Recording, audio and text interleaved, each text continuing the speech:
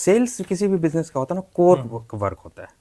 जब आप पहले भी कर रहे थे तो आप किसी को दिए नहीं थे, साथ में ही करना होगा, वो आपका कोर वर्क है, आप किसी भी छोड़ के नहीं चल सकते। तो इसलिए मैं आपको कह रहा हूं कि आप डिजिटल मार्केटिंग नहीं करना है आपको, आपको अपने जो मार्केटिंग है ना उसी को डिजिटल बनाइए, उसी को डिजिटल तरीके से करने की कोशिश कीजिए, सो दैट कि आपके अपनी मार्केटिंग की रीच बढ़े, स्पीड बढ़े, तो आप ज्यादा कर पाएंगे। क्योंकि अब एक तो है ना कि पहले अगर आपकी एक दुकान एक जगह पे है तो आप वहीं के आसपास चीजों को बेच सकते थे, अब आप ऑनलाइन बेचेंगे तो पूरी दुनिया को बेच सकते हैं। ये फायदे तो हैं, लेकिन आप जिनको बेच रहे थे, जिस तरह के लोगों को बेच रहे थे, आप उसी तरह के लोगों को तो बेच पाएंगे। बिल्कुल। एक छोटा सा एग्जांपल है कि एक पानी का बॉटल 10 रुपए में भी मिल रहा है, 50 रुपए में मिल रहा है, 100 रुपए में मिल रहा है। फॉर एग्जाम्पल आपके पास 100 रुपए वाली पानी का बॉटल है, उसको जो लोग खरीदते हैं वो दुनिया में कहीं भी होंगे, उसी तरह के लोग खरीदेंगे। एक कैटेगरी होगी, हाँ बिल्कुल। तो वो कैटेगरी आपको पता है, तो उन कैटेगरी में उनके चैलेंजेस आपको पता है। आपने 5 साल पानी बेचा, आपको पता है कि इसमें क्या चैलेंजेस आते हैं, लोगों के क्या चैलेंजेस आते हैं, लोगों को कैसे बताया जाए, उन चैलेंजेस को कैसे दूर किया जाता है, ये आपको पता है। जो नए आपके साथ मार्केटिंग जो डिजिटल के लिए करने हैं, उनको तो ये चीज़ें पता नहीं, उनको आप बताएंगे तो आपकी चीज़ें सफल होंगी। अभी दिक्कत आप समझिए यही है कि आप जो कर रहे हैं वो आपको अपना बिजनेस पता है, और जो अभी मार्केटिंग कर रहा है उसको आपके बिजनेस के बारे में उतना पता ही नहीं है। तो देखिए वो जो बदलाव है ये थोड़ा सा समझना पड़ेगा इसको, प्रोडक्ट टू मास से हम प्रोडक्शन टू मास की तरफ, इसको हम ऐसे समझते हैं, एक एग्जाम्पल से समझते हैं। प्रिंटिंग प्रेस, पहले हमें कोई चीज़ प्रिंट करवानी होती थी तो एक प्रिंटिंग प्रेस होता था, उसके पास हम जाते थे, तो हमें उनकी सेटअप कॉस्ट इतनी ज़्यादा होती थी कि वो कॉस्टली भी होता था, बड़े बड़े जगह पे वो लगाना पड़ता था, और वहाँ पे आपको कम क्वांटिटी में प्रिंट नहीं हो सकता था। एक बार में जब मान लो आपने एक ब्रोशर छपवाना तो बोलेंगे भाई कम से कम आपको 5,000, 10,000, 20,000 छपवाने पड़ेंगे, तो आपको ये करने पड़ेंगे। अब देखिए प्रिंटिंग इंडस्ट्री कैसे बदला, वो आज के डेट में अब क्या हो गया कि हर घर में प्रिंटर है। तो पहले क्या था कि आपको प्रिंटिंग करने के लिए एक प्रिंटर के पास जाना होता था, तो वो अपने आप में एक सेटअप लगाना होता था। अब आपके पास एक प्रिंटर है, अब वो प्रिंट कर सकते हैं। तो कहने का मतलब क्या हुआ, वो जो प्रोडक्शन एक लिमिटेड जगह पे होता था, कम जगहों पे होता था, क्योंकि उसका सेटअप कॉस्ट था, जगह चाहिए था, एक्सपर्टीज चाहिए थी, वो अब वो हर घर में। तो प्रोडक्शन, प्रोडक्ट टू मास, अब वो प्रोडक्शन मास पे शिफ्ट हो गया। वैसे ही मशीनें कितनी छोटी हो गई हैं, बिल्कुल। लेजर के इंग्रेविंग होती है, कटिंग की मशीनें होती हैं, जितने टूल्स होते हैं वो कितने छोटे हो गए हैं। बिल्कुल तो इसका अर्थ सस्ते हो गए, सस्ते उसको भी हो गए। चलाना आसान हो गया है। डिजिटल बहुत सारी चीज़ें ऐसे कंप्यूटराइज मशीनें मिलती हैं, तो उसको चलाने के तरीके आपके पास सोशल मीडिया पे अवेलेबल हैं, आप लाओगे खुद से सीख के कर सकते हो। छोटी हो गई तो जगह कम लगेगा, सस्ती हो गई तो पूंजी कम लगेगा, तो अब आप कर सकते हो। तो और अभी कहीं भी कर सकते हो, कहीं और भी कर फिर सकते हो। मार्केट में तो इतने सारे ऑप्शन हैं बेचने के, ऑनलाइन के बहुत सारे ऑप्शन खुले हुए हैं, हाँ, तो तो वहाँ पर आप ये सेल कर दिक्कत, सकते हैं। तो अब आप जी जी। चैलेंज समझिए। हाँ। अब इसका मतलब ये हुआ कि आपके जो कॉम्पिटिटर हैं या कोई भी, सबके सब को ये कर सकते हैं, तो अब आप क्या करेंगे, अब तो कंपटीशन बढ़ता चला जाएगा। बढ़ता चला जाएगा, मैक्सिमम लोग इसमें इस तरीके से बहुत सारे लोग कर रहे होंगे, आपके हाँ, आसपास ही बहुत सारे लोग होंगे। अच्छा, अब आप उसके पहले कारण पे जाइए। हाँ। वो क्या करेंगे कि अब क्योंकि मार्केट ऑफ इन्फ्लुएंस की तरफ जो शिफ्ट हो रही है, तो कोई एक आदमी अपने छोटे से घर में छोटे से लेवल पे अपना शुरू किया, और अपने आसपास में ही अपने सोशल मीडिया से इन्फ्लुएंस किया, लोगों को दिखाया, आया, आसपास में लोगों को बेच दिया। अब आप यहाँ बैठे हुए हैं, आप मान लो पूरे इंडिया में सप्लाई कर रहे थे, पूरे देश में। अब ऐसे देश में हर कोने में 1,000 लोग ऐसे छोटे छोटे काम करने लगे, तो अब आप इसमें सवाल ये होगा कि ये कहेंगे कि नहीं, हम सस्ता बेच रहे हैं क्योंकि हमें सस्ता, हमारे पास सस्ता है, हमारे पास स्केल है। तो अब आप जो आपने यहाँ से देश के कोने कोने भेजने में जो आपका ट्रांसपोर्टेशन कॉस्ट और ये कॉस्ट लगा, तो उनका तो वो कम लगा। हाँ बिल्कुल। ठीक है, उनके पास वो सेटअप कॉस्ट भी तो कम लगा, स्पेस कम लगा, उनका उनका कैपिटल कम लगा, तो ये बहुत सारी चीज़ें हैं। तो इसके लिए क्या किया जाए, तो देखिए सबसे बड़ी चीज़, इसी प्रॉब्लम में इसका सोल्यूशन है। अच्छा। देखिए प्रॉब्लम क्या है कि जब चीज़ें बड़ी थी तो आपको बड़ी मात्रा में प्रिंट करनी पड़ती थी, बड़ी मात्रा में काम करना पड़ता था, क्वांटिटी में काम करना पड़ता था। अब आप कम क्वांटिटी में काम करेंगे और नए नए मैन डिजाइन पावर भी निकालेंगे। कम लग रही है, और इंफ्रास्ट्रक्चर भी आपका कम लग रहा है। जो पहले एक डिजाइन का आपको 1,000 प्रोडक्ट बनाना पड़ता था, जी जी जी। अब आप 10 डिजाइन का 100 प्रोडक्ट बना लेंगे।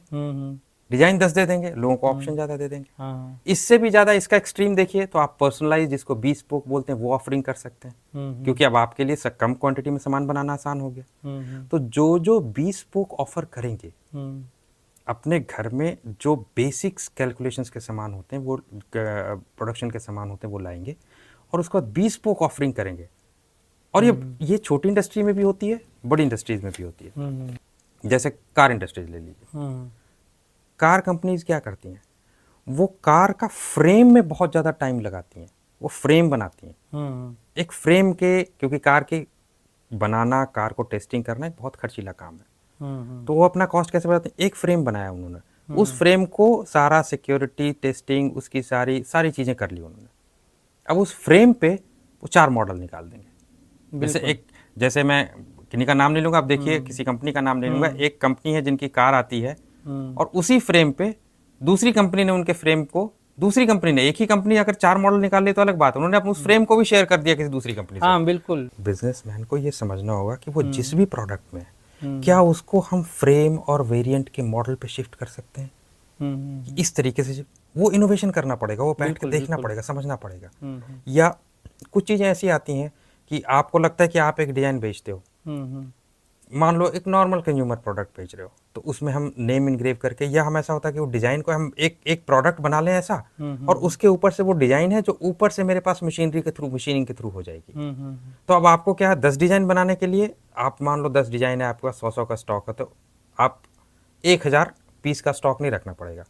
आपने क्या किया, एक मेन ब्लैंक बना लिया, उसका आपने 1000 पीस रख लिया, और आपने बोला कि 10 की जगह आप 20 डिजाइन हमारे पास, आप बोलो आपको क्या चाहिए।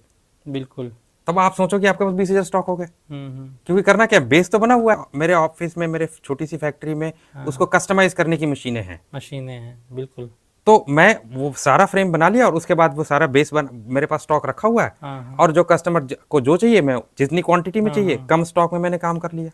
अब उसमें फायदा क्या हुआ, आपकी इन्वेंट्री कॉस्ट बची, आपका लोगों को आप ज्यादा ऑफर कर सकते हैं, वैरायटी ऑफ डिजाइन ऑफर कर सकते हैं। बिल्कुल। तो आपको अपने प्रोडक्ट पे बैठ के समझना होगा कि इसको हम कितना bespoke, कितना पर्सनलाइज कर सकते हैं लोगों के लिए। बिल्कुल, क्योंकि वो आज साधन है, तो ये एक अपॉर्चुनिटी इतनी अच्छी आई है, और जो ये पहले करेंगे वही आगे निकल। अभी मैं एक एडवर्टाइजमेंट देख रहा था कि एक सिंपल सा पासपोर्ट कवर बेच रही है एक कंपनी, वो कह रही है कि आपने आपका नाम लगा के छाप के उस पर प्रिंट करके देंगे, उसमें उन्होंने एक मेटल का ये लगाया हुआ है। अब उन्होंने क्या किया होगा, सिंपल एक मेटल का लगा हुआ स्टॉक खरीद लिया होगा, एक घर में एम्बॉस करने के लिए, प्रेसिंग करने के लिए एक मशीन खरीद ली होगी, जिसमें कि ABCD का स्टेंसिल लगा हुआ होगा। अब आपके पास जो चाहिए, अब आपका नाम है, 5 मिनट लगेगा, आपका नाम छप के आ जाएगा। अब आप बताओ, आपको अगर कोई एक पासपोर्ट होल्डर खरीदना है, अपने नाम का छपा हुआ खरीदना है और सिंपल खरीदना है, आप 50 रुपए ज्यादा दोगे, नाम वाला लोगे, नाम वाला नहीं, बिल्कुल। ठीक है ना। बिल्कुल। तो उन्होंने कमाया भी ज्यादा, और आप जो वैसे ही बैठे हुए हैं वो बना रहे हैं, वो लगे पड़े हैं। फिर आप पहले वाले बोलेंगे कि नहीं बिजनेस नहीं चल रहा है, ये दिक्कत है, वो दिक्कत है, दूसरा कमा के निकल जाएगा। इतना बढ़िया वर्ल्ड वाइड मार्केट आ रहा है, इतना बढ़िया दुनिया में हमारे लिए अपॉर्चुनिटी आ रही है कि हम बहुत अच्छा कर सकते हैं। गोल्डन अपॉर्चुनिटी लोगों के लिए आ रही है और उसमें शिफ्ट होना चाहिए, मैं तो ऐसा ही देखता हूँ। जी। तीसरे जो बदलाव की हम बात कर रहे थे, तीसरा है जो मैंने बोला, ये थोड़ा सा वैसे सुनने में टेक्निकल लग रहा है कि ये मटेरियल एक्सीलेंस से मटेरियल शिफ्ट, मटेरियल मिक्स की तरफ कैसे जाएं। अच्छा। सो देखिए, उसमें मैं उसको ऐसे कहूँगा कि आप अपने आसपास में सामानों को देखिए, 15 साल 20 साल पहले जो सामान आ रहा था और आज जो सामान आ रहा है उसको देखिए। चलिए कार से हम बात कर रहे थे, कार की बात कर लेते हैं, ऑटोमोबाइल्स की बात कर रहे हैं। 50 साल पहले आप अगर ऑटोमोबाइल्स के इंटीरियर को देखेंगे तो उसमें कितना मेटल और कितना लेदर यूज होता था, आज देखेंगे तो कितना प्लास्टिक यूज हो रहा है, प्लास्टिक के सब्स्टिट्यूट यूज हो रहे हैं। अब अगर बिजनेसमैन के नजरिए से मैं देखता हूँ, तो मैं कार को 20 साल पहले देखता था, तो उसमें अगर लेट से फॉर एग्जांपल 20% मेटल था और 20 ज़्यादा मेटल ही मेटल होता है, तो आप 60% मेटल था, बाकी अदर सामान था, तो आज वो 60% मेटल घट के 40% मेटल हो गया, 20% कोई और मटेरियल आ गया है। तो इसका और इससे ऐसा नहीं है कि उसको करने से चीजें खराब हो गई। अगर आप ऐसे कंपेयर करोगे मेटल और प्लास्टिक को, या मेटल और पीवीसी को करोगे, तो आपको तो वैसे देखो मेटल बढ़िया चीज है, ज्यादा स्ट्रांग है, ज्यादा मजबूत है, ज्यादा अच्छी चीज है। तो इसका मतलब कि वो हमने रिप्लेस कर दिया तो क्वालिटी खराब हो गई होगी? नहीं, क्वालिटी और अच्छी हुई है, अच्छी हुई जी, बिल्कुल। एस्थेटिक्स भी अच्छा जैसे हुआ कि है। पहले उसमें जंक वगैरह लग जाते थे, वो चीजें नहीं हो रही हैं। हाँ। उसका एक लाइफ बढ़ गई। हाँ और सेफ्टी पर्पज से भी है कि हाँ, अगर लोहा लगता है या फिर इस तरीके से स्टील लगती है, तो सामने वाले जो, अगर किसी बाई चांस किसी के साथ एक्सीडेंट हो गया, कुछ ऐसी परेशानियां हुई, तो उनको चोट ज़्यादा आती है। लेकिन अब जो इस तरीके से फाइबर और इस तरीके की चीज़ें आ गई, उससे डेकोरेशन भी उसकी बनी रहती है, और टूटा फूटा तो कम पैसे में रिपेयरिंग हो जाती तो है। अब और आप ये सारी उन्होंने चीज़ें। क्या सोचा, बनाने वालों ने क्या सोचा होगा कि मैं ऐसा करता हूँ कि कहाँ कहाँ पे मेटल मेरा कॉस्टली हो रहा है, बिल्कुल बिल्कुल। इसको मैं अगर रिप्लेस करता हूँ दूसरे मटेरियल से, हम्म। तो मेरा कॉस्ट भी अच्छा हो जाएगा, सेफ्टी भी में भी कोई फर्क नहीं पड़ेगा, और एस्थेटिक्स देखने में भी अच्छा हो जाएगा, और मेरे लिए बनाना भी आसान हो, और माइलेज भी बढ़ेगा, क्योंकि हाँ, वेट उसमें से कम सारी होगा। चीजों को उन्होंने बिल्कुल, सोचा और बिल्कुल। रिप्लेस किया। तो अब अब मेरा ये कहना है कि कुछ भी बना रहे हो हम्म आप, बेशक एक एक एक नोटबुक भी बना रहे हो, हम्म। तो नोटबुक में भी वो स्कोप है। हाँ हाँ, बिल्कुल है। अब जैसे पेपर ही है, हम्म। तो पेपर कुछ ऐसे मिलते हैं जो टीयर प्रूफ पेपर होते हैं, काफी स्ट्रांग पेपर होते हैं। तो हो सकता है कि कहीं पे भी जो आप हार्ड कवर बना रहे हो, उसके कॉर्नर पे आप उसको दे दिया, तो आपने उसकी मजबूती को बढ़ा दिया, आपका कॉस्ट बढ़ा फॉर एग्जाम्पल 2 रुपए का। लेकिन अगर आप लोगों को बोल रहे हो कि इसकी जो कवर की मजबूती है वो ज्यादा दिन चलेगी, तो लोग बोलेंगे 2 रुपए में अगर मेरा 10% 15% इसकी लाइफ बढ़ रही है, तो लोग 2 रुपए दे देंगे, और 2 नहीं 5 रुपए देंगे। हाँ हाँ, तो बिल्कुल आपको ये सोचना पड़ेगा कि मेरे को अल्टरनेट मटेरियल क्या यूज कर सकते हैं, देंगे। और हम दूसरे मटेरियल को फ्यूज करके कैसे कर सकते हैं, बिल्कुल बिल्कुल। ताकि लोगों को ज्यादा अच्छा लगे। किसी टीम के साथ मिलकर के करना पड़ेगा, कि या वो इंडिविजुअल कर सकता है ऐसा? देखिए, इसमें मैं आपको अगर बोलूं तो टीम को लेना पड़ेगा, लेकिन जी। आपको, आप एज ए बिजनेसमैन क्या करना होगा कि खोजना समझना आपको पड़ेगा, वो जरूरतें आपको निकालनी पड़ेगी कि इसमें क्या क्या हो सकता है, फिर वो कैसे हो, इसके लिए आप एक्सपर्ट का सलाह लें।